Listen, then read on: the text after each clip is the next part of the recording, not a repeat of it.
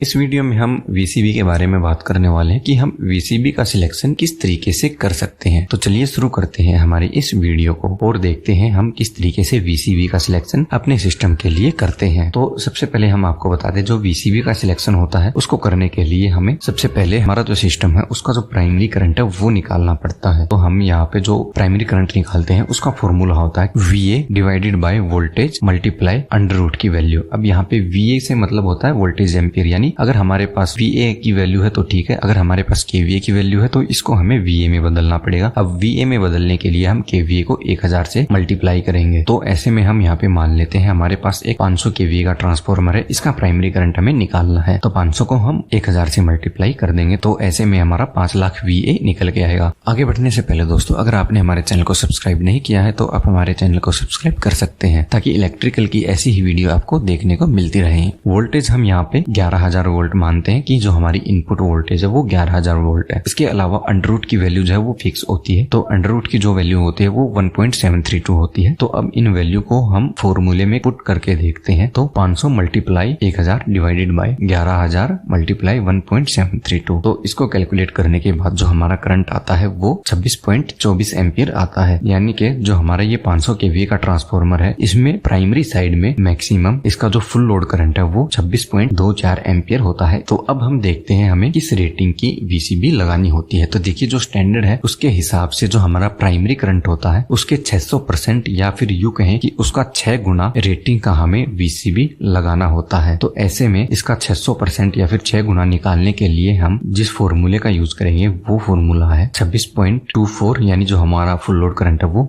Multiply 600 अब divided by 100। इसको सीधा सीधा आप 26.24 को 6 से गुना भी कर सकते हैं। तो ऐसे में जो हमारा आंसर आता है वो 157.44 एम्पियर का आता है। तो इस हिसाब से हम यहाँ पे लगभग 160 एम्पियर के आसपास की वीसीबी यूज करेंगे, लेकिन हम ऐसा नहीं कर सकते। वो इसीलिए क्योंकि जो मार्केट में वीसीबी आती है वो सबसे कम रेटिंग की जो वीसीबी होती है वो 630 एम्पियर की होती है, यानी 630 एम्पियर से नीचे की वीसीबी हमें देखने को नहीं मिलती है। तो ऐसे में प्राइमरी करंट का 600% हमारा 630 से नीचे है, तो हम ये 630 एम्पियर वाली वीसीबी ही सिलेक्ट करेंगे, क्योंकि इससे नीचे की वीसीबी तो अवेलेबल होती ही नहीं है। टॉपिक को आगे समझने से पहले दोस्तों, हम आपको बताना चाहेंगे हमने आप सभी के लिए house wiring, motor starter, MST electrician, AC repairing, BMS facility management से रिलेटेड कुछ ई बुक बनाई है। जो ई बुक आपको बहुत कुछ सीखने में मदद करने वाली है और इनकी कीमत भी हमने बहुत ही कम रखी है। तो ऐसे में अगर आप इन सभी टॉपिक के बारे में सीखना चाहते हैं तो आप हमारी ये ई बुक बहुत ही सस्ती कीमत में खरीद के